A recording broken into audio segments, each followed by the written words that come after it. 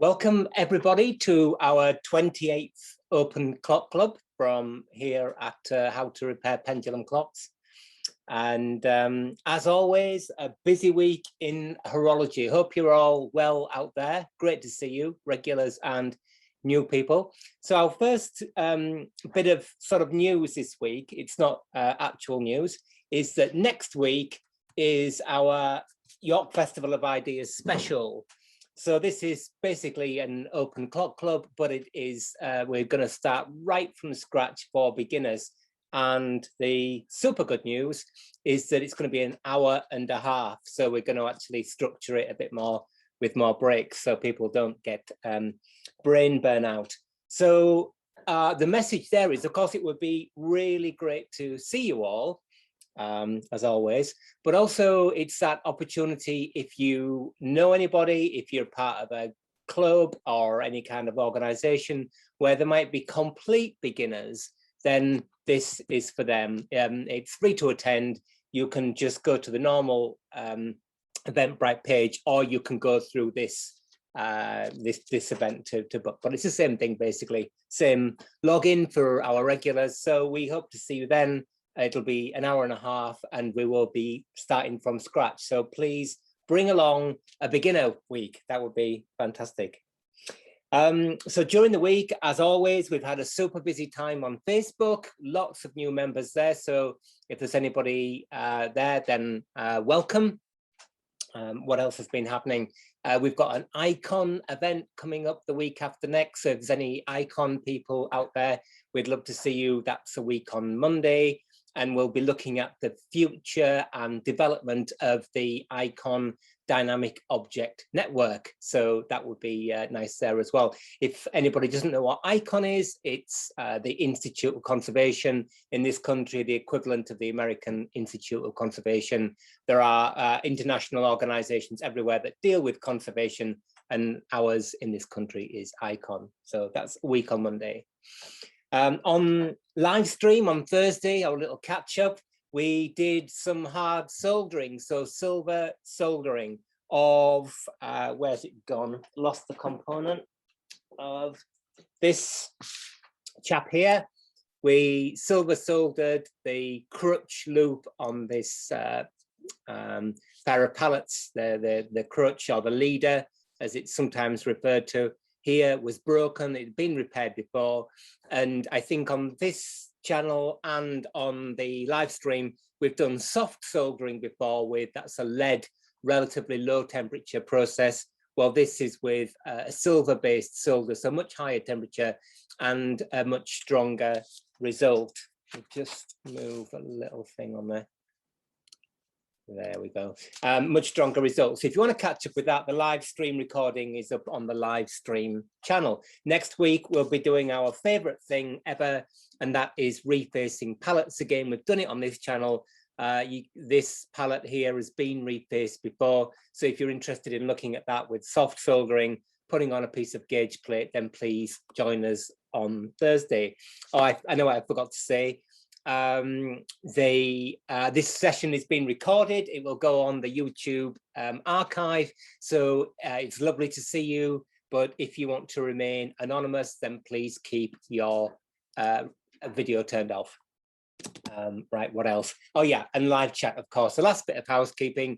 Over in the corner here, we've got How to Repair Pendulum Clocks team, and they are keeping up with the live chat. So please say hello wherever you're from. And that's kind of half the battle here, because we love to go through those narratives later on. It gives us ideas for future sessions. So next week's going to be our beginner session, and the week after we'll go back to doing a little bit of math, because we had some math last week and it seems to have been incredibly useful. We've had a couple of people, Simon on the Facebook group, actually using that math to calculate pendulum length for a verge clock. If you were thinking or wondering about that, most people will be familiar with this kind of escapement, which is called broadly the anchor recoil escapement. Well, Simon's clock has got a verge escapement, so a kind of earlier design, but from the math perspective works exactly the same way. So that's kind of worth bearing in mind. But this is where we're going to start tonight, because I think it was 2 weeks ago or something like that, we were just about to get our Smith's Enfield single train clock into its case, and I hadn't gotten the mainspring hooked on properly. So when I came to wind it, it was a bit of a disaster. So we looked at that. I've reassembled the thing, rehooked the mainspring, learned my lesson. You think I'd have learned by now, wouldn't you? And it's time to talk about setting that clock in beat. So we're going to bring the clock down. Our microphone's a bit lower today, and hopefully you'll be able to hear what that sounds like. But this is a question we get a lot on the Facebook group. How do you put a clock in beat? So to you old hands, that this might be a bit steady, but we're primarily here for beginners. So this is how to set the clock in beat. The thing I was going to say about the math before I forget was that we talked about the going train, so the time train of a clock, basically how you calculate the length of a pendulum if the pendulum is missing. And that's already been useful, as I said.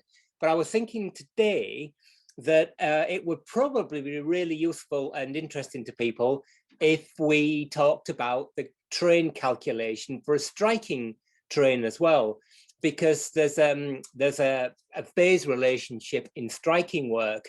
And I think particularly in count wheel striking, don't worry if you don't know what that is, we'll explain as we go along. So I thought the week after next week, week 30, I think that'll be, we might talk about train calculation again, but move over to the striking train, because if you tend to work on those clocks that have got count wheel striking, can really kind of fry your brain if something's been changed. And also you sometimes get very, very common, I won't rush off and get one just now, but thing that's missing from 30-hour tall case clocks is the pinion of report. I won't go too much off track with that now, but basically that's a component that's on the outside often of the clock frame, and it's not kind of fixed on or pinned on, so it often gets lost. So we might talk about how you calculate that. But before we go on to beat setting, last thing is that we set you some homework last week. I know you've all done it, but we've had 2 people who have sent in their answers. So a big congratulations to Kenny, who's in Norfolk, Virginia. Hi, Kenny. Thank you for your support on the Facebook group, by the way. Oh, there he is waving. Well done. Who calculated pendulum length for local value of gravity. And also Bradford. I don't think Bradford joins us on these live sessions, but he'll be looking on the catch up. So again, congratulations. And anybody else who looked up their local value for gravity. And we won't get into a flat earth conversation, but it does appear from these different pendulum calculations that the earth has got a liquid iron core, because gravity is changing the whole time. So good fun. Anyway, that was congratulations to those people who sent that stuff in there. So what we've got here, before we get onto our actual clock, are basically the same thing.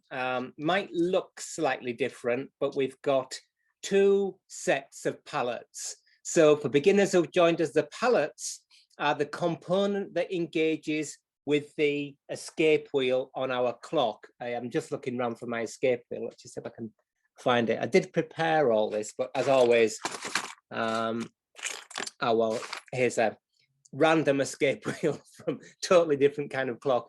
But anyway, here's an escape wheel, and it rotates in this direction.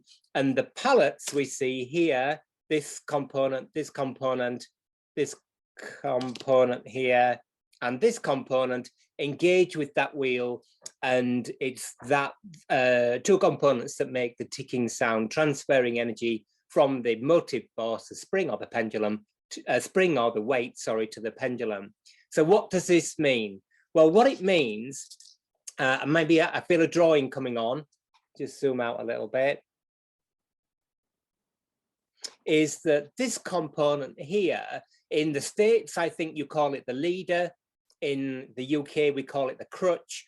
And what it does, it connects the escapement, the thing that does the ticking in the clock, to the pendulum, and the pendulum hangs down here. And this is all relevant for getting your clock in beat. Now, we get a lot of, not complaints, but comments about television programs. Clocks people get quite animated about television programs where they put a fake sound of a clock on, or a sound of a clock on, and the clock is not in beat, and everybody's going, get the clock in beat. What does that mean? Well, it means even ticking of the clock. So if I bring our clock across, we won't do our drawing yet, it's waiting patiently for its hands to be refitted. Hopefully you'll be able to hear it.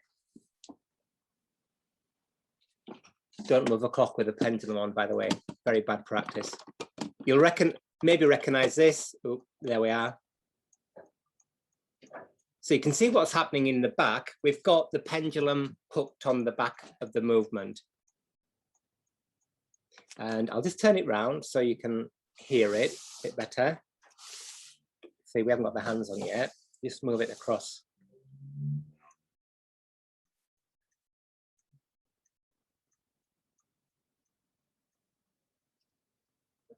Hmm?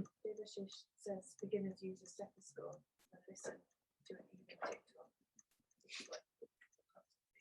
Okay, that's a good point there from Debashish, that if you struggle with beat setting or you're a beginner, you can either use something like a stethoscope, or you can use something like a microset timer or an app, or I think you can just buy a little clip-on piezoelectronic amplifier. So if this is really useful for clock repairers. When you get into delivering clocks to people's houses, they're often quite noisy with the television on or this, that, and the other. So it's quite useful to have a beat amplifier. So really good point. I don't know whether you can. Can't hear it, right? Okay, so our experiment with the microphone isn't working. Okay, so we're looking for an even beat between ticks. What I'll do is I'll do a recording and I'll put it on the Facebook group or something, or maybe we can play it next week. No, we can't hear the tick. So much noise going on here. Okay, and me talking. So what I'll do a drawing.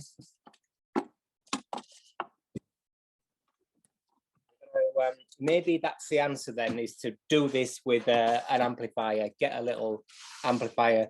So we've got our pallets here at the top, and connected to the pallets via this piece of material here called the crutch is the pendulum. And so our pendulum hangs down like that. Now, the pendulum always hangs under the influence of gravity. Naughty camera. I can hear the clock's out of beat now. It's a pity you can't hear it, but anyway, you can't, so.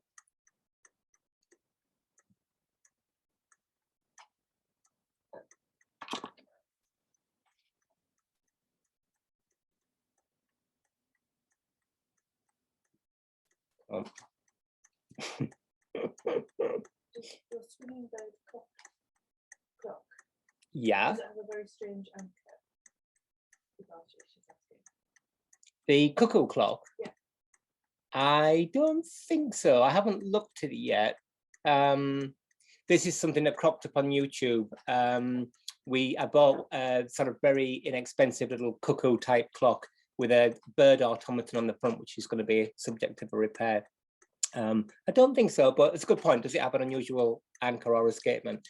I imagine that the pallets embrace very few teeth because, yeah, I imagine that. So when we've got our clock here, gravity is always pulling our pendulum down like this. But let's say the clock is on an angle, it's tipped up a little bit like this, or tipped up a bit that way. Then the relationship between the escape wheel that we saw before and those pallets changes. So if you imagine we tip the clock up, the pendulum is now hanging down like this, and the relationship between the escape wheel and the pallets changes because this is fixed here. So you get an uneven beat. So you get a tick, tick, tick, tick, tick, tick, which would be really, really useful if you could hear it. And maybe that's the answer, that we need to come back to this with a much louder tick-tock. So the question is, how do you get the clock in beat? Well, the first way to tell which way you need to move the relationship between the anchor and the pendulum, if you've got a mantle clock like this, is simply to listen to the clock when it's ticking, and then lift one side of the clock or the other side of the clock. And what that's doing is it's changing the relationship between the pendulum and the pallets, which are fixed together, and the escape wheel. And here, if you lift one side, it gets worse or better. Lift the other side, it gets worse or better. So kind of trial or improvement kind of situation. And then if your clock is like this, so if it's a kind of historic long case clock, then you might be thinking, well, how do I change the relationship between this point here and this point here? Because it's fixed. There's nothing movable there. It's all fixed together. Well, believe it or not, the answer is that this component here is soft iron, and you bend it. So if you want to change the beat on a long case clock, now to a degree, you can shim up one side of the movement or the other, but inevitably what happens is that the dial then gets at an angle. So you do actually bend that component there. Now, what you have to be really careful of when you're bending is you put your thumb on there and start pushing, there's a lot of force on this pivot here. So there's an opportunity to break it off. So there are tools you can buy that you slip in the back of the case.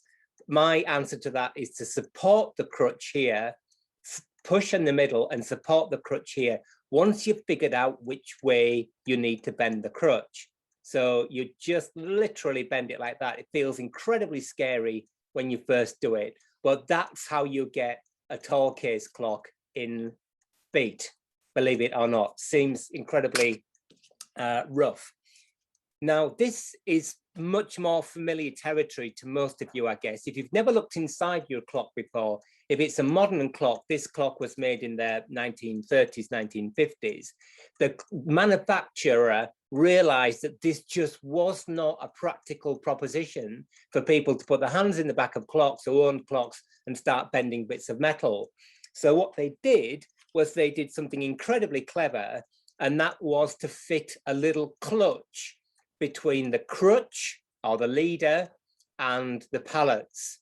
And so this component is riveted on, but it's not riveted solidly. It can actually move in relation to the pallets.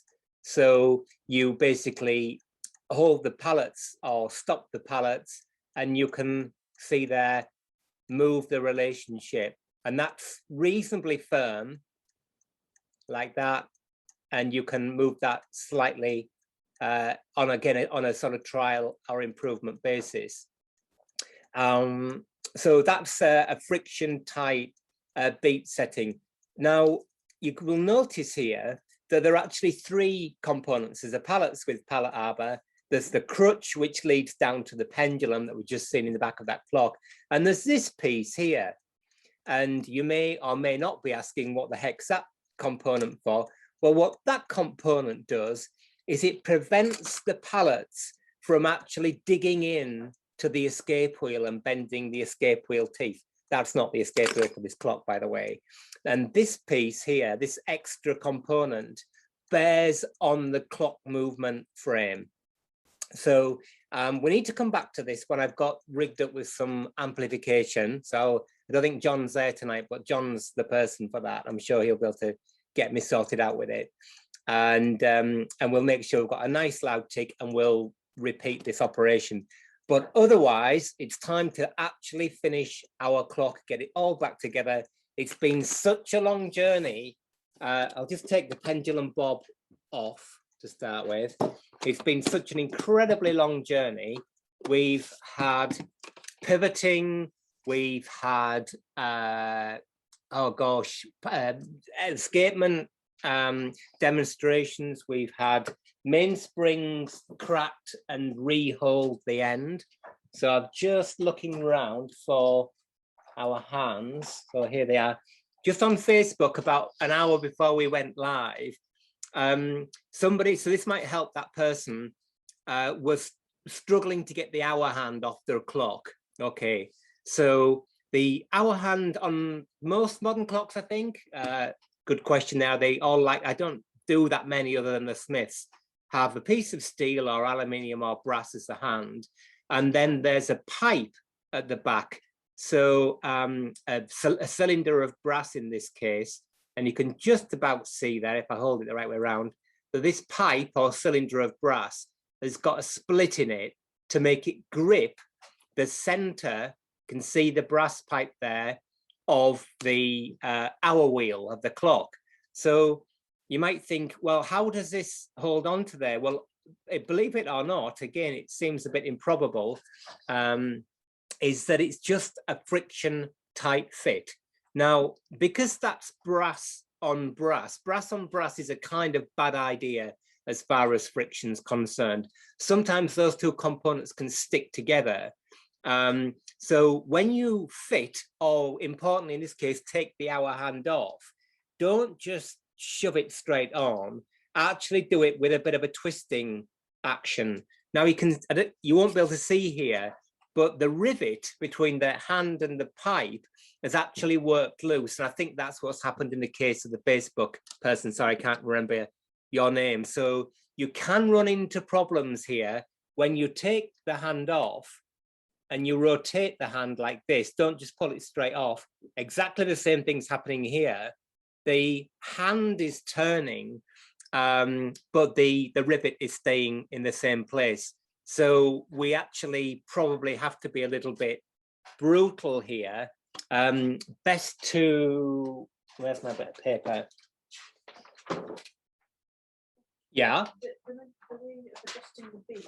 Yeah. Yeah. On the modern clock, is that a Smith Central thing? It is, no, that's no, that's most, I think the guys, the people that work on the Hermler and the clocks of that nature, I think they're all kind of the same as far as beat setting are concerned, are they? I'm sure you'll be able to let me know. So that we just protect our dial with a bit of paper. No, I think that friction tight setting or a version of that is pretty standard for this kind of modern mantle clock. So you saw that I just had to be a little bit brutal with getting the hand off.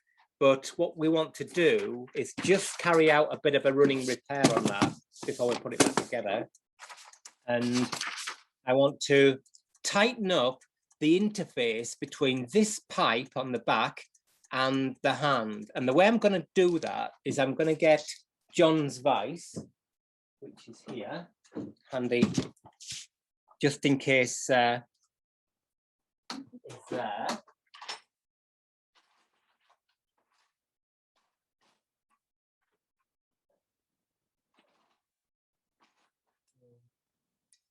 Can't find my brass split stick, so let's just see if this will work.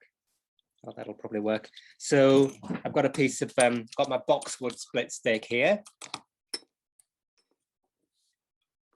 I've got no idea why John thinks this is his vice, by the way. No clue. So to tighten that rivet up, what I'm going to do is I'm going to spread it a little bit, and we're going to get onto some more riveting in part 2 of this session. But I thought really useful thing here, we've got this actually happening live on Facebook. These rivets work loose, and then you can't get the hand off because you can't twist it easily. So get ball peen hammer like this. That one's a bit big. Let's see if we can find a smaller one.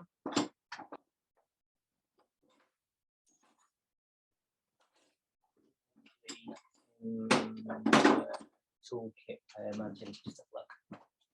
It goes off in 32.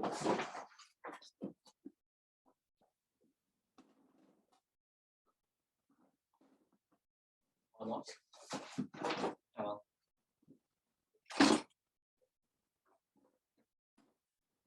Always a problem. Not enough hammers. I think that one might be a bit smaller. not quite the right thing. So rather than just whacking at the hand there, I'm going to place, I don't quite know which is the best. Maybe that one is okay. That on there, and supported on this boxwood, but your brass would be fine. You hear that?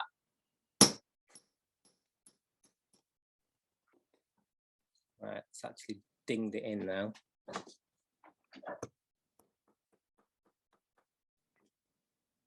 Right, so that should have tightened it up.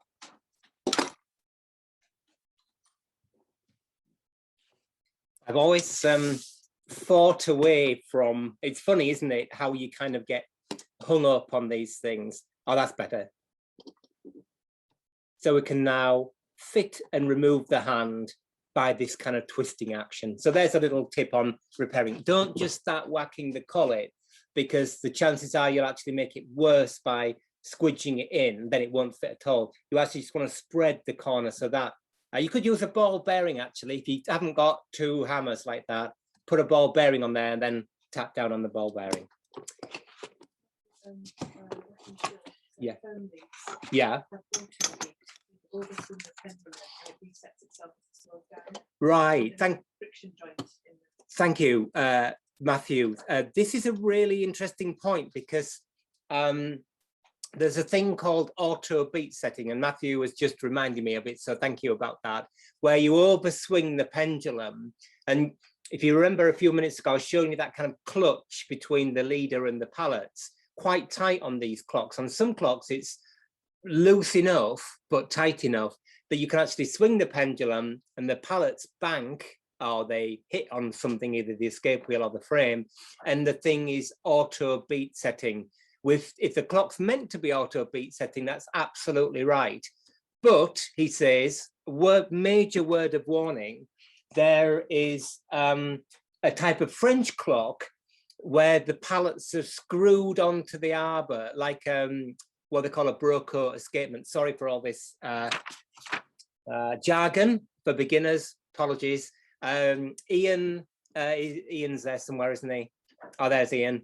Ian can maybe post again the name, I might be able to remember it, of the French clock book with the green cover that talks about that. But the broco pallets that are threaded on to the arbor are not auto beat setting. They do, you can do that, but often, thank you. Just hold the clock book a bit higher, Ian. Bit higher still so I can see the maker. Brilliant. We're nearly there. By Thorpe. Thank you. Gosh. Nicholas Thorpe. Anyway, I don't know whether Nicholas Thorpe in that book says that those pallets are auto beat setting, but whoever it was that said that is wrong, because they're not, and it causes damage. Often those pallets are steel or even sometimes agate, and then all that happens is you end up breaking the pallets off. So here we've got our hand going on. So there are two methods of hand fixing on these clocks. So again, for beginners getting into it, we have the question on Facebook, how do we get into this thing? One is like this, where you can see there's a tapered pin that passes through a hole drilled through the arbor of the axle or the arbor of the center wheel. And there's a spacing piece called a collet, or basically a spacing washer. And the other method is where there's a knurled nut that holds the hands on. There are other things like slip washers and things on all the clocks. So this is going to hold the hands on. So remember, when you fit your taper pins, always draw file the taper pins, otherwise they'll drop out. So let me get ourselves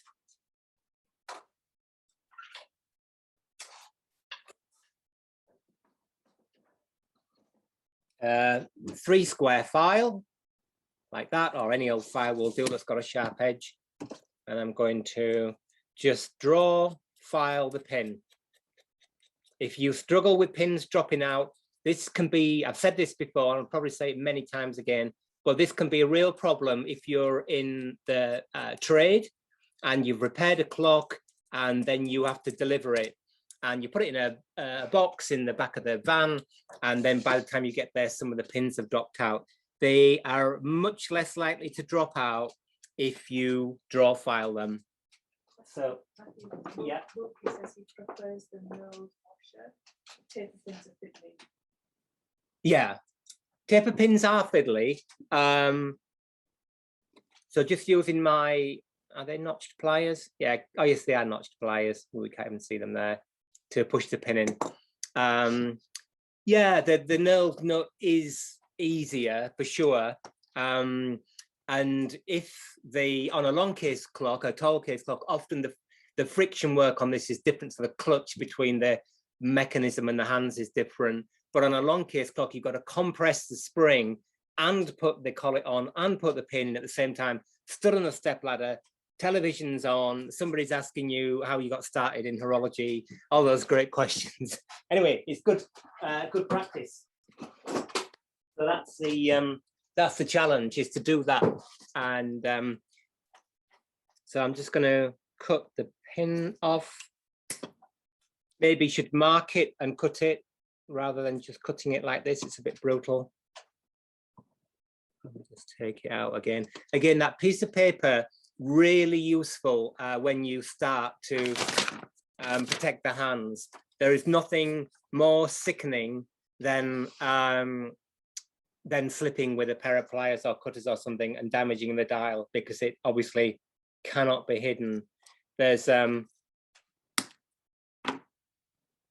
you can tell I've never worked in an electronics factory, can't you? Where cutting leaders off is totally forbidden. For obvious reasons. Right. We're hell-bent to get this finished today, because this poor clock has been in bits for I don't know how long. Many, many months.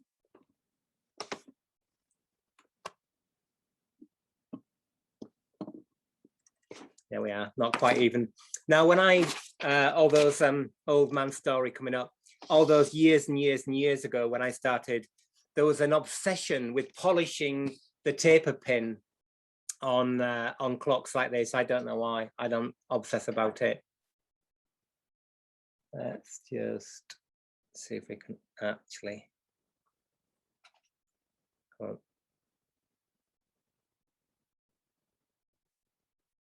No, we've got all sorts of focusing shenanigans going on. There we are, good old manual focus. So pins in, not very even. Our hand, you can see there, is not tracking parallel with the dial. So we want to bend that down a little bit. And again, our bit of paper, and we'll just use a not touching the dial, bend the hand. It's always nice if the hour hand is parallel to the dial, and then the minute hand should be pretty flat, again, parallel to the dial and curving round a little bit at the end. Really important thing when you've refitted the hands on the clock is to check that the hand is not touching the inside of the glass. Sometimes the clock can actually run with the hand touching the glass, but you can see when you close the bezel, just keep an eye on the glass or put your finger on there and you can see the gap, and we're good to go. So the last thing we've got to do is check that, again, quite irritating when you put the minute hand to the hour and the hour hand isn't at 90 degrees.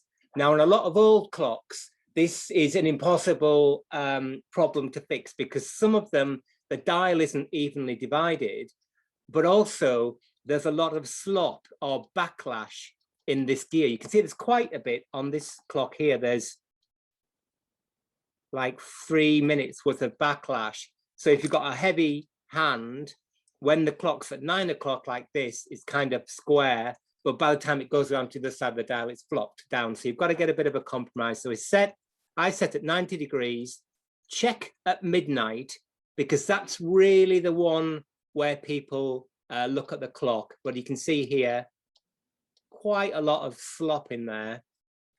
And then check again at 3 o'clock. And you have to find a compromise between those positions. And then I think the glass is all clean. Of course, we vacuumed out our case. One of those, again, last things to do is you've done all the oiling of the movement, you've oiled the pallets, you've oiled the pallet arbor. One thing that people, it's easy to forget is to oil here. So where the two parts of the crutch, or in a long case clock, the crutch and the pendulum meet, a little bit of thick-ish oil on both sides there, and that'll just really quieten the whole thing down, stop it from being too rattly. So hook on our pendulum, set the clock in beat. You can't hear it. We'll come back to that. I'll get sorted out with those amplifier things. As I said, I've always pushed back against those, thinking they were not really for a real clockmaker like me, but maybe I'll have to. And we're good to go. So it's done. You will have already regulated the clock, or you regulate the clock. And again, we've got those beginners. Big welcome to you all. To regulate the clock, we make the pendulum shorter to make it run faster, and longer to make it lose time. And here's our regulating nut. And again, really important, which is why if you follow the live stream on Thursday, I always try and do all these other things at the beginning of the process, because what happens is oil drips down here over the years, and this all gets kind of gummed up or stuck. So do all these other things first, and when you come to fit the clock together, you can put the pendulum on, and it's easy to regulate it. Nothing sort of more irritating than doing all the movement, and then you can't actually regulate the clock. So there you go. I think we're kind of done with that. It's really nice to see the clock put back together. And one, I'll get back on my conservation soapbox for the last time before we move on to riveting. This fabric inside case backs, particularly inside those French case backs, please keep the fabric if you can. It's so tempting to take it off and replace it with a bit of brightly colored silk, but please, I'm asking you to keep it if you can. If the fabric has deteriorated to the point that dust's getting in, then you can always put a piece of Melanex or polyester film there that's transparent, just to kind of support and keep the dust out. So there we go, clock done, and that'll be in bits again next week for more photography, no doubt, but let's just put that there. Live stream clock parts everywhere. Now, a couple of weeks ago, how are we doing for times? It said 39. Can't see. 39. Okay. A couple of weeks ago, we started making a click spring. Somebody contacted us. He said, looking around for the parts, and said, where can you get? There we are. Let's see if the focusing is going to behave a bit better now. Where can you get one of these click springs? They're riveted on for a Smith's Enfield clock. And I said, I don't know, maybe you can get them from material suppliers, but what we can do here is to actually make one. And we're going to make it from brass. So that's what we started doing a couple of weeks ago. Got a piece of CZ108 brass, which is the non-leaded stuff. We hammer hardened it to make it springy. That's what we need. And this is really part of an ongoing investigation and questioning about manipulation of materials. We've done soldering, we're using brasses for different things. So we made our brass spring, we tapered it down so it's nice and bendy along its length. And now we're going to bend it to shape. That light's just in the wrong place, isn't it? We're going to bend it to shape, and we're going to rivet it on. So let's just zoom in as far as we can. Before you do that, yeah. What do you do when the hands are press fit and become loose? Right. Okay. What do you do if the hands are a press fit and become loose? If like the Enfield, you often see people riveting round. That's a good question, actually. If there's a brass collet, then I think all you can do is to put that on a flat piece of metal, like this, on a block of steel, and again with a piece of paper or something to prevent too much damage, hairspray problems. just rivet that very gently. If like the Enfield, it's just sort of a punched hole in the hand, I think that's like that anyway, then that's more difficult, because when you've got a square, like our gathering pallet square on the live stream clock, a minute that becomes slightly sloppy, it just gets worse and worse and worse. So there's no definitive answer to that. You do see them punched round on long case clocks, but they always get worse again kind of relatively quickly. So what's our thought process here? And this is the difference as you begin to build your practice.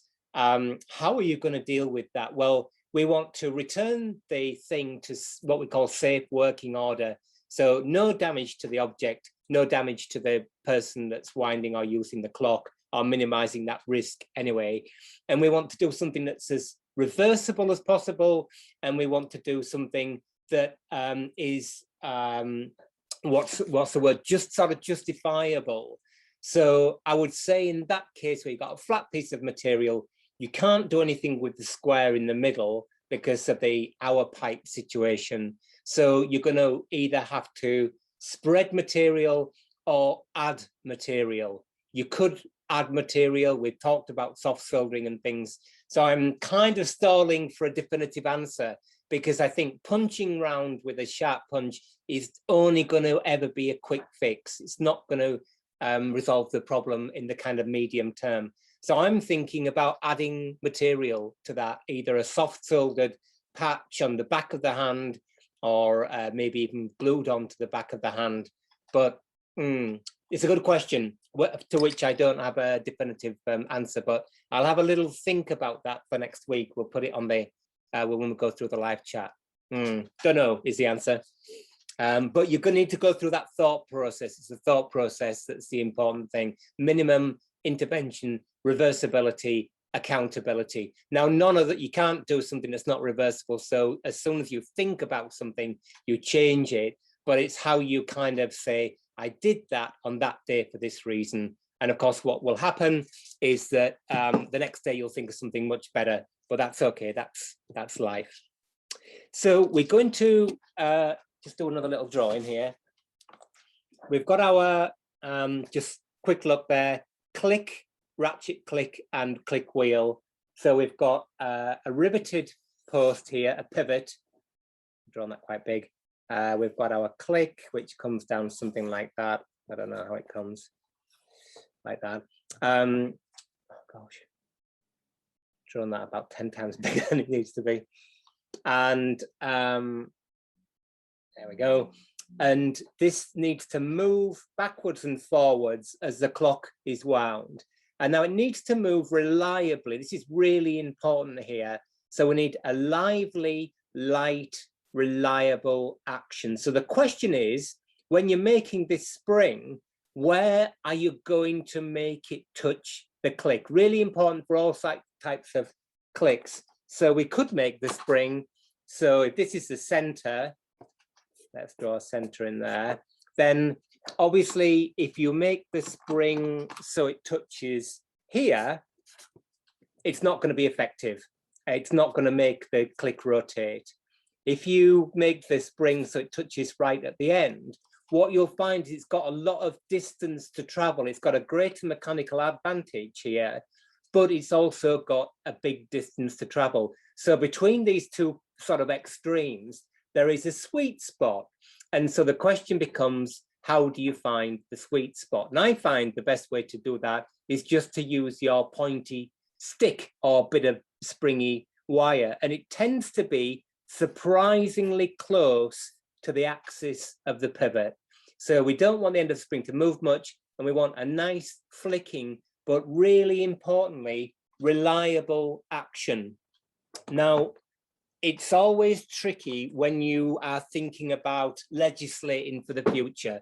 And if you've been here before, you will know that I'm anti sort of disaster scenario. What happens if this breaks and that happens and, you know, the world's going to come to an end? I don't really buy into that stuff.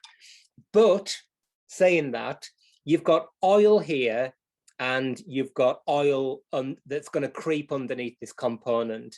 this is quite a big flat component that's touching on the plate. So as that oil thickens, that spring, your winding ratchet spring, needs to remain reliable. So it's got to be a good kind of lively affair.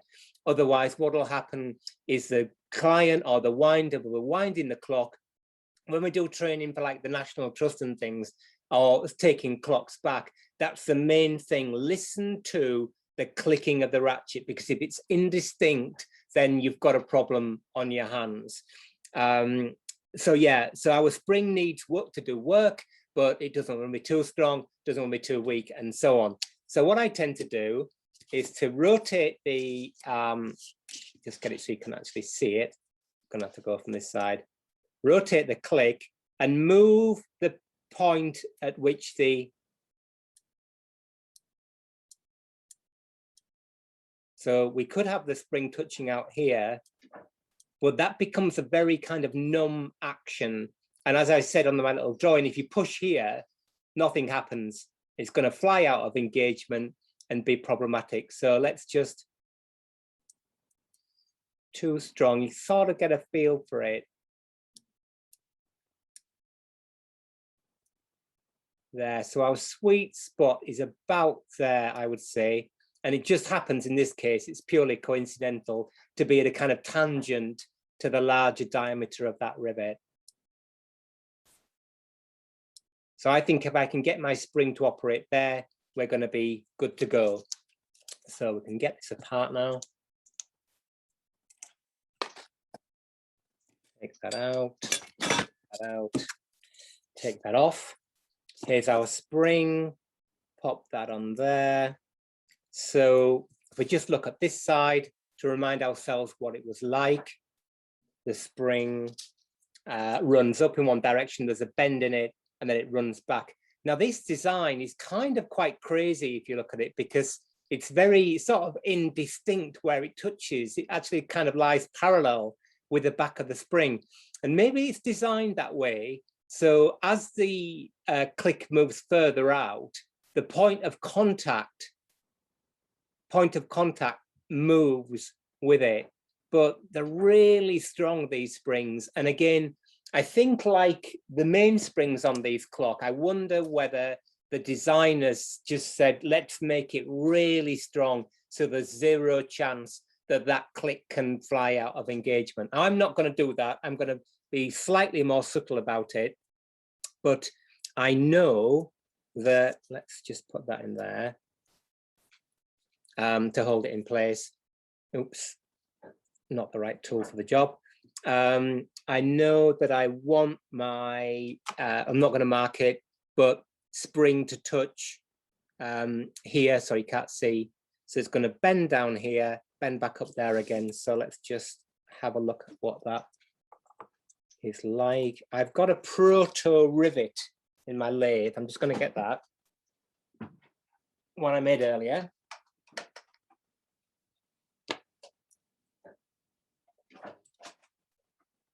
So originally these were riveted with iron or steel, mild steel.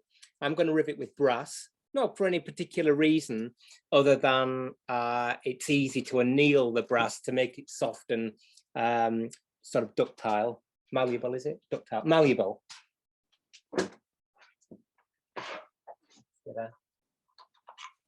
So we are now firmly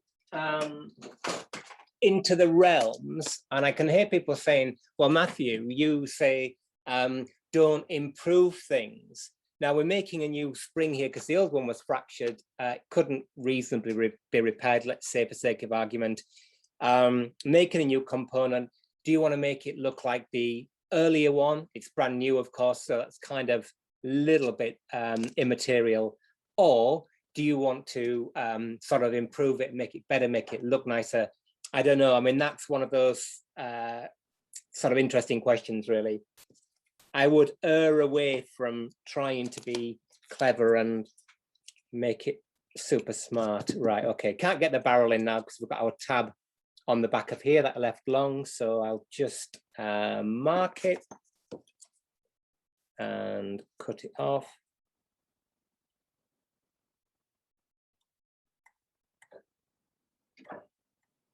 good old 3 square file multi-function tool.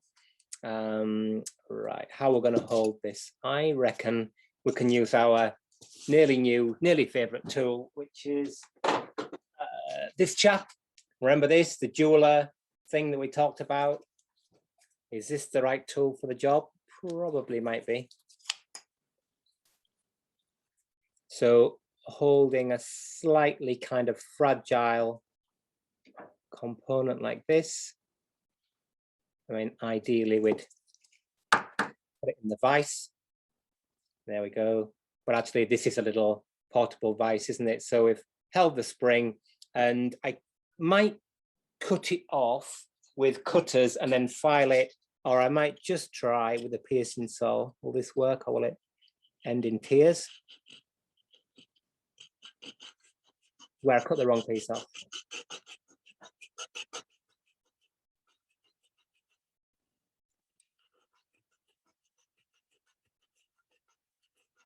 Yeah, obviously you put this in the vise if you weren't. There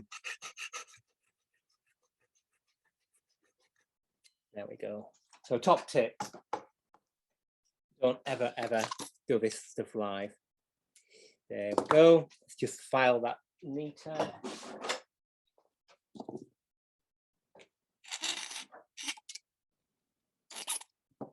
Just put a little bevel on it with our number 4 cut file.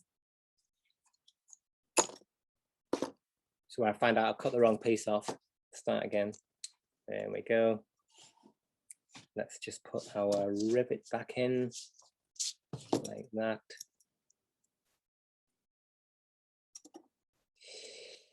And now it's time to mark where we want the bend to be. So I'm just going to pop that on just to get an idea of the resting, oops, right, correct way around would help. Resting position. I'm going to draw a little line, can you see? Yeah, kind of back from that straight line there, which is about there. Sanity check it, that it's about the same as the old one. It's a bit longer, so that's good. I can live with that. Get some round nose pliers. Yeah. And double, triple check, measure once, bend 15 times, or whatever the expression is, measure twice, bend once, like that. We'll try and keep it in the middle of the camera, getting too excited. Yeah, so we just bend it around like that. Everything crossed that it doesn't break off. Good. And you can see now how effective it's going to be. Looking good, but pride comes before a fall, as they say. Now we must, a really important point here, I've made this before, is that the spring must not touch the plate in its active section. It obviously touches a plate here where it's riveted down, but this bit has all got to be free of the plate. And I filed it away, but I'm going to double, triple check when I get going that that is still the case. So let's just temporarily pop it back on. Like, come on. There we are. So that's back in place. And you can see that it's misbehaving a little bit.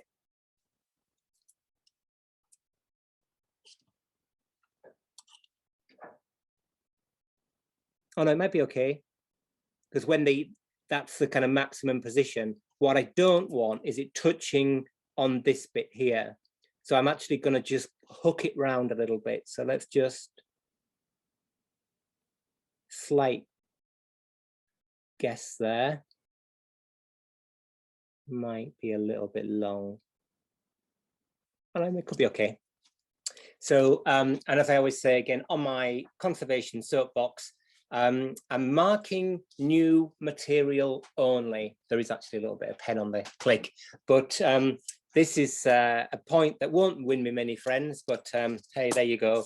Please try not to put Sharpie pen on old clocks. And you might say, well, it comes off with alcohol or something, but if you've got a patinated surface, it actually often leaves a mark, and then you've got to start scrubbing at it. So do I cut first and bend, or bend and then cut?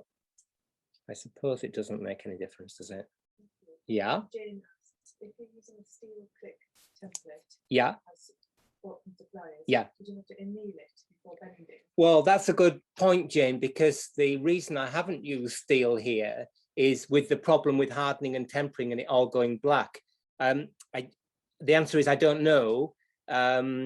Somebody will be able to, that's a good question. When you buy one of these sort of like blanks from a material supplier, are they already springy? Jane asked the question, or do you have to harden and temper it? Because if you do, then of course you've got the problem of, I mean, steel is, you know, even mild steel is reasonably springy as it is, but probably not enough. So my sense is that unless it's already spring steel, you've got to harden and temper it. Then you've got the whole problem of the whole thing going black. I've actually got a drawer with some stuff in. I'll just see if I've got such a thing. But that's a really good question to which I don't know the answer. But I'm sure somebody does, because those things are quite popular. So I've bent it, got a feeling it's not quite in the right place. But again, let's get our jeweler wedge thing. And right, okay. So that's a really good point. It's a bit like buying bushes, isn't it? Make sure from the supplier that they're actually spring steel. Like, make sure that your bushes are hardened brass and not those things that just come off a lump of CZ121. So yeah, good question, and thank you, Ian. So it seems that some of them are actually springy. Oops, can't see it, sorry. Forgot I had an audience there. So you might just be able to see that. I've left a little kick on the end of it because I don't actually want it resting on this bit. So I'm just going to round that off. So it's, again, I would put it in the vise to do that. Just radius it a bit and pop it back on.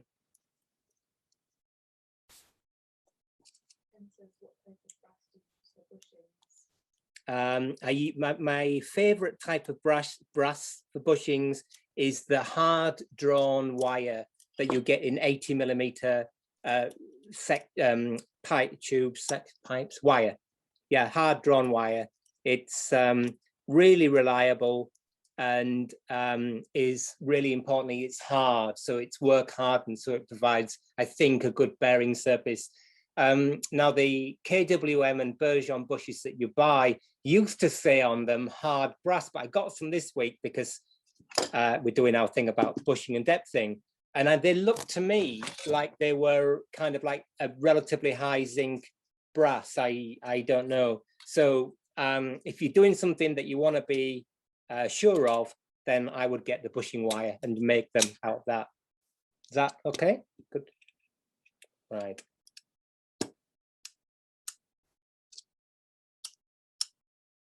Right. Okay. So it's too far. I mean, it's okay. If you were doing this, you might say, yeah, I can live with that. But I'm annoyed with it already. So I'm going to shorten it. It's doing the job, but it's a bit numb. So let's just take it apart again. Is it time? And I'm just going to make it a bit shorter by a bit more curling, like that, and a bit shorter still, and cut it down again.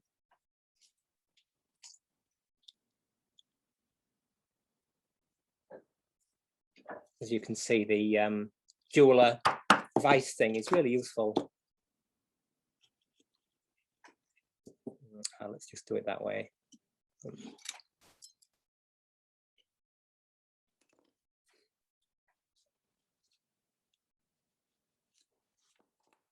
Yeah, the whole subject of bushes and bushing, of course, is really interesting. But while we're on that subject, the ones I would absolutely avoid, and again, apologies if this is upsets anybody, are the ones that they call barrel arbor bushes or top hat bushes, because I see so many of those where they just wear incredibly quickly, and you notice that wear by blackening of the oil.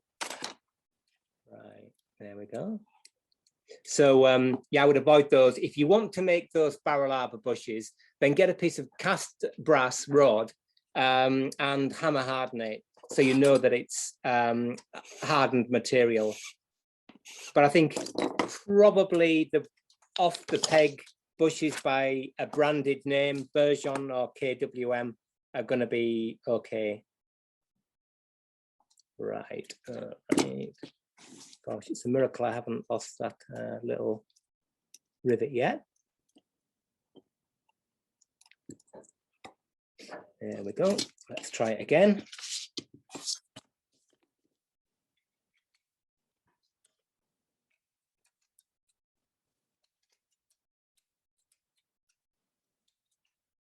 Can't be that difficult to put together, can it, with one wheel in it? There we are. Just get our pointy stick. Everyone loves the pointy stick. That's nicer. I think it could even be shorter. I won't faff with it now and shorten it more.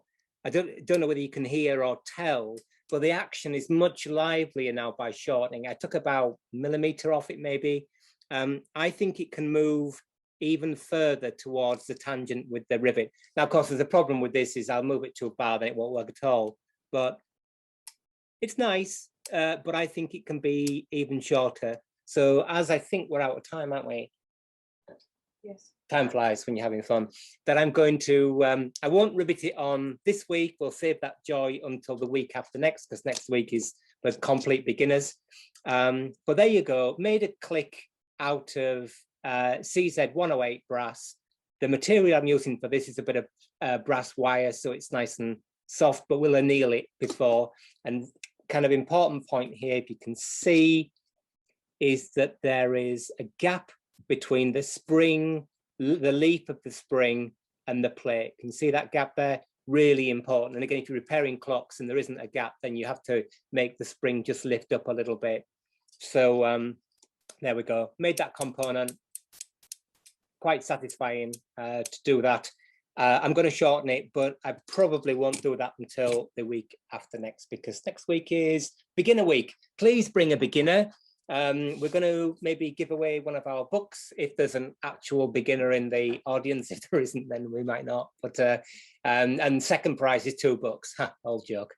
Thank you very much for joining us, as always. Sorry about the beat amplification thing. I will get one of those beat amplifiers. Thank you very much for Team Open Clock Club, who've kept the live stream chat going, and to all of those people on Facebook who are brilliant with your answers and supportive for beginners. Hope you have a great weekend. I know there's a load of exciting motorsport on if you're into that kind of thing, but otherwise the weather here luckily is beautiful. So we will see you on Facebook on Thursday, and if not, then a week today. Thanks very much, and bye for now.